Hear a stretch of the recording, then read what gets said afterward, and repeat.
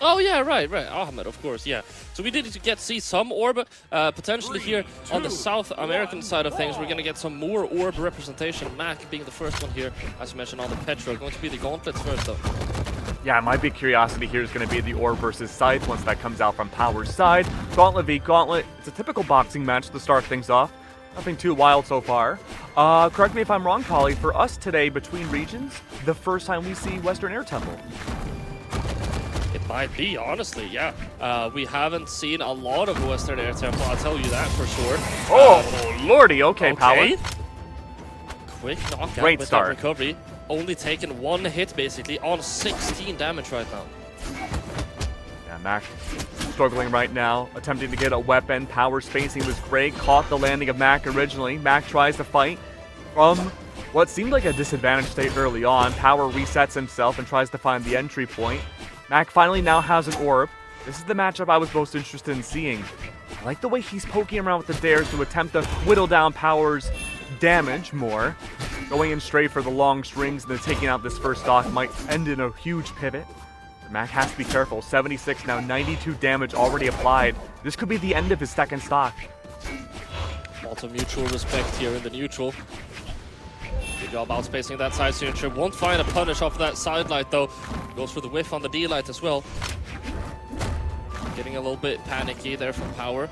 MAK able to retaliate, but he's not getting enough damage. Power is starting to really build himself a lead here. The Nair is going to be enough to get the knockout too. That's 3 stocks to 1. Yeah, MAK really needs to find a way of ending this first stock. Has to play on hardcore mode right now. Has almost no room to play around with whatsoever. Great breakdance still. Power does not go down. Not even a recovery. Connects against Power. Holding on tight. The dare into a scythe combo. That could very well be the end of MAK, but the follow-up from Power is not there. 1 ground pound. Gravity cancel end light does not connect.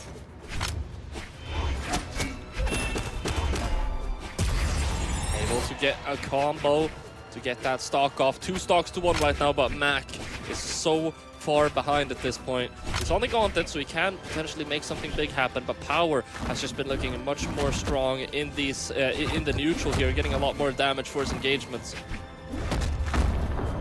I mean, Power just a very clinical showcase there. Clean 2 stock.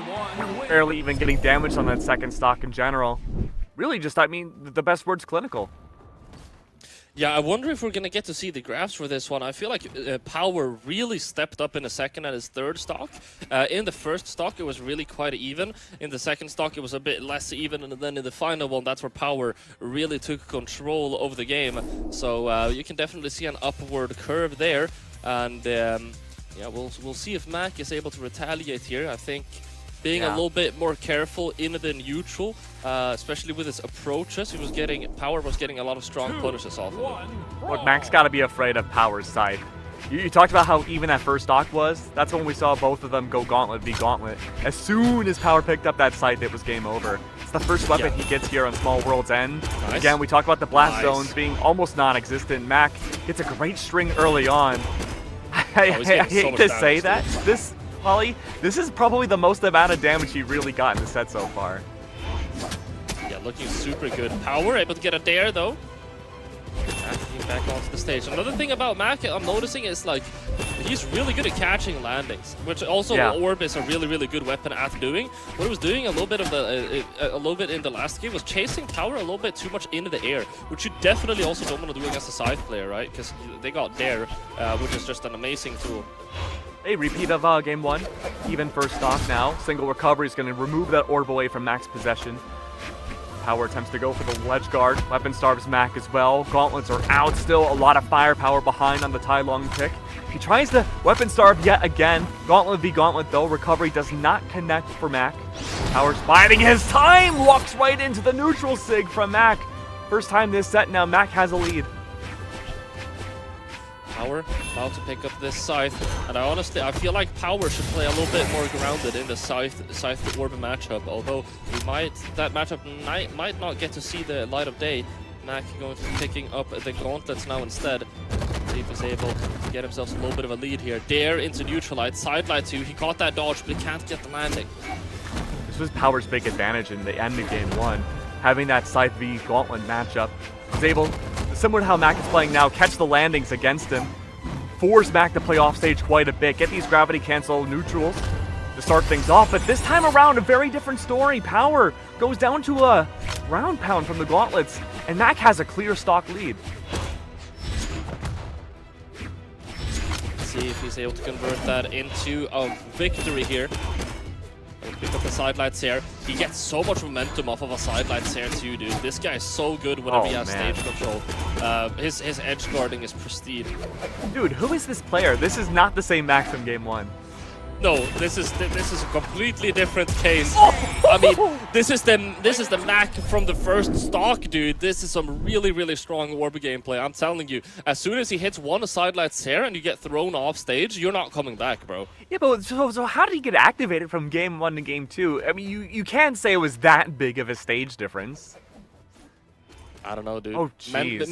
Maybe mental, probably. If I'm going to be completely honest, completely honest, he's probably doing some change that we don't have enough Brawlhalla IQs to see. Yeah, he put on his gamer socks in between games. Yeah. When we move away from Small World's End, we're not in Western Air Temple. We're in a much larger stage now, and this could benefit the orb a lot with having those lateral moves. Yeah, a stage that most South American players have a traumatic and abusive relationship to, considering Kaina's previous experiences on it, and it's definitely a stage that I don't. Great spot dodge. I also have some associations with. Not a Terminus fan, Polly? No.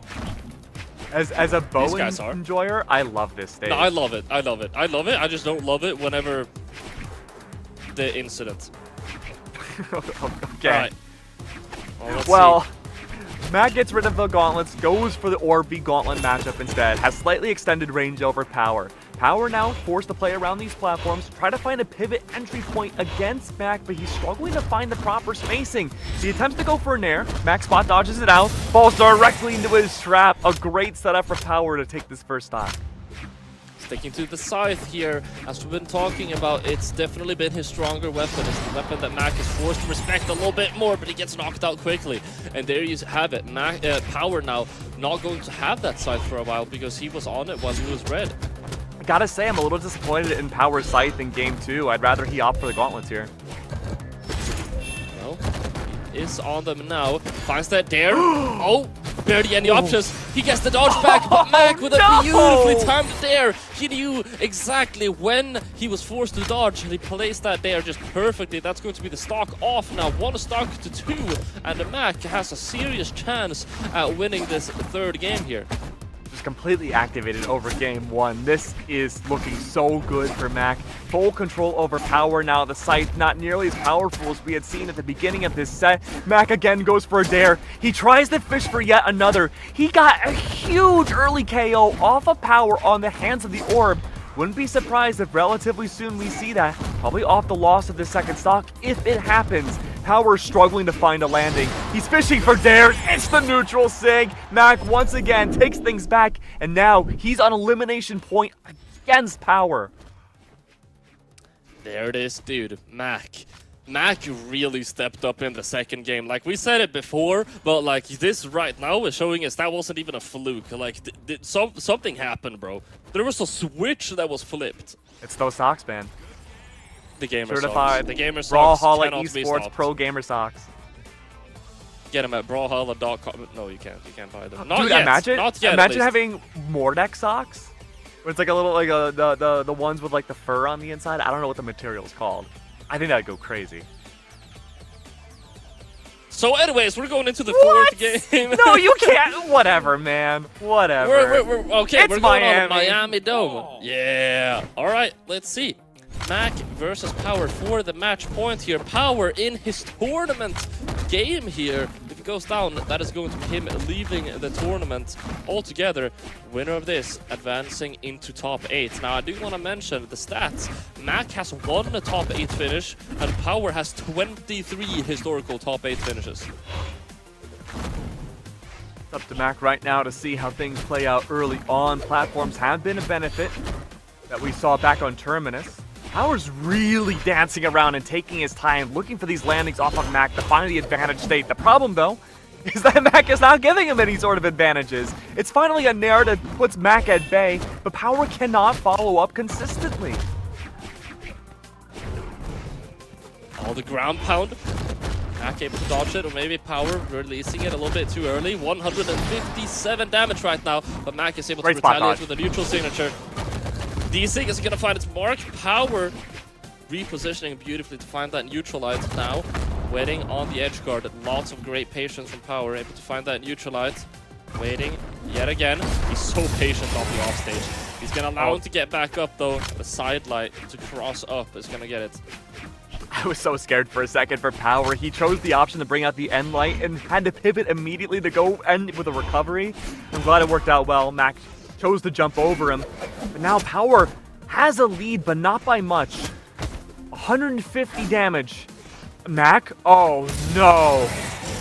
Oh no, we saw this from Power game 2.